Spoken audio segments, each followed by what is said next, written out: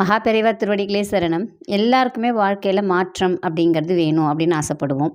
வெற்றிங்கிறது வேணும் அப்படின்னு ஆசைப்படுவோம். இது ரெண்டுமே நமக்கு நடக்கணும் அப்படின்னா தன்னம்பிக்கை அப்படிங்கிறது வேணும்.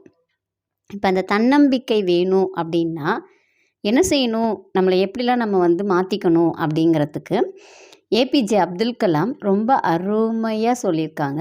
என்ன சொல்லியிருக்காங்க, எப்படி செய்யணும் அப்படிங்கிற இந்த பதிவில் பார்க்கலாம். அதுக்கு முன்னாடி நம்ம சேனலை சப்ஸ்கிரைப் பண்ணாதவங்க சப்ஸ்கிரைப் பண்ணி சப்போர்ட் பண்ணுங்கள். வாங்க பதிவுக்குள்ளே போகலாம்.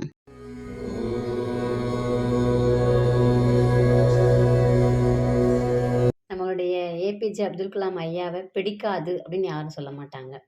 எல்லாருக்குமே ரொம்ப பிடிக்கும். சின்ன பிள்ளைங்கள்லேருந்து வயசானவங்க வரைக்குமே இந்த இண்டஸ்ட்ரி அந்த இண்டஸ்ட்ரின்னு இல்லாமல் எல்லாருக்குமே இந்தியா ஃபுல்லாக பிடிக்கும் ஏபிஜே அப்துல் கலாம் அவர்களை. ஆனால் ஏபிஜே அப்துல் கலாம் அவர்களுக்கு மாணவர்கள்னால் ரொம்ப பிடிக்கும். ஏன்னா அவங்க தான் எல்லாத்தையும் சாதிக்க முடியும் அப்படிங்கிற விதையை அவங்கள்ட்ட விதைக்கணும் அப்படின்னுட்டு. அவங்க தான் இந்தியாவை நாளைக்கு தூக்கி நிறுத்த போகிறவங்க, தூண் அவங்க தான். அப்போ அவங்க ஒரு ஃபங்க்ஷனில் மாணவர்களுக்கு ஒரு சில அறிவுரைகளை சொல்லுவாங்க. என்ன சொல்லுவாங்க அப்படின்னா, நமக்குள்ளே தன்னம்பிக்கை வேணும், நமக்கு வெற்றி வேணும், நம் வாழ்க்கையில் மாற்றங்கள் வேணும் அப்படின்னாக்கா என்ன செய்யணும் அப்படிங்கிறத சொல்லுவாங்க. தினமும் நீ உன்னுடைய வாழ்க்கைக்காக ஒரு 5 நிமிஷம் செலவு பண்ணு. காலையில் ஏய்ச்ச உடனே ஒரு 5 நிமிஷம் செலவு செய். அதே மாதிரி நைட்டு தூங்க போகும்போது ஒரு 5 நிமிஷம் செலவு செய். நீ வேறு எதுவுமே செய்ய வேணாம், தன்னால் நீ எல்லாத்தையுமே அச்சீவ் பண்ண முடியும் அப்படின்னு சொல்லிட்டு அப்துல் கலாம் அவர்கள் சொல்லியிருப்பாங்க.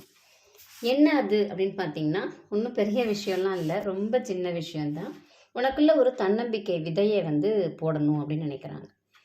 என்ன சொன்னால் நமக்கு அந்த தன்னம்பிக்கை வர ஆரம்பிக்கும். நம்ம மனசுக்குள்ளே அதை போய் முதல்ல நிற்கணும் இல்லைங்களா? அப்போ என்ன செய்யணும் அப்படின்னு பார்த்தீங்கன்னா, ஒரு 5 நிமிஷம் உன்னை பற்றி நீ நல்லா பெஸ்ட்டாக சொல்லிக்கணும். இப்போ நான் எப்படி நீ ஸ்டார்ட் பண்ணலாம்? ஐ ஆம் தி பெஸ்ட். நீ யார் கூடயுமே கம்பேர் பண்ணிக்காத, நான் தான் பெஸ்ட் அப்படின்னு யோசிச்சுக்கோ. அப்போ நீ காலையில் எழுந்த உடனே சொல்கிறக்கூடியது ஐ ஆம் தி பெஸ்ட். அடுத்து ஐ கேன் டூ இட். நீ என்ன எய்ம் வச்சுருக்கியோ, நீ என்ன செய்யணும்னு நினைக்கிறியோ அதை உன்னால் செய்ய முடியும் அப்படிங்கிற எண்ணத்தை விதைக்கணும். ஃபஸ்ட்டு நான் தான் பெஸ்ட்டுன்னு சொல்கிறோம், அடுத்து என்னால் செய்ய முடியும் அப்படிங்கிறத நம்ம ஆணித்தரமாக சொல்கிறோம். அப்போ அது ஐ கேன் டூ இட் அப்படின்னு சொல்கிறோம். அடுத்து God is always with me.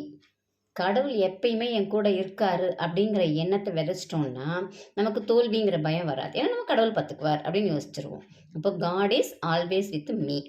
அடுத்து ஐ ஆம் எ வின்னர். முடிஞ்சே போச்சு, நான் தான் ஜெயிக்க போகிறேன் அப்படிங்கிறத மனசில் விதைச்சிட்டோம்னா வேறு ஆப்ஷனே கிடையாது. அப்போது நம்ம மனசுக்குள்ளார நல்ல விதமான ஒரு சில எண்ணங்கள் எல்லாம் போடு அப்படின்னு சொல்கிறாங்க. ஐ ஆம் எ வின்னர். அடுத்து டுடே இஸ் மை டே. நம்ம ஆரம்பிக்கிற அன்னைக்கே இன்னைக்கு என்னுடைய நாள் அப்படிங்கிறத நம்ம சொல்லிட்டோம் மனசுக்குள்ளே அப்படின்னா கண்டிப்பாக அந்த நாள் ஃபுல்லாகவே நம்முடைய நாளாகவே இருக்கும், எல்லாமே நல்லதாகவே நடக்கும். இந்த 5 சென்டென்ஸை மட்டும் தினமும் காலையிலையும் நைட்டு தூங்கும்போதும் நீ சொல்லிட்டு படுத்து தூங்கு. காலைல ஏஞ்ச உடனே சொல்லு. அப்போது உன் ஆழ் மனது எல்லாத்தையுமே கிரகிச்சிக்கும். அப்போ அதுக்கேற்ற சூழ்நிலையை உருவாக்கி கொடுக்கும். ரொம்ப எளிமையான வழி. திரும்பவும் அந்த சென்டென்ஸை சொல்கிறேன். I am the best, I can do it, God is always with me, I am a winner, today is my day. அவ்வளோதான். இந்த 5 சென்டென்ஸை தினமும் சொல்லிட்டு வந்தோம் அப்படின்னா கண்டிப்பாக நம்மால் எதையுமே சாதிக்க முடியும். நம்பிக்கையோடு செய்து பலனடைங்கள். நன்றி, வணக்கம்.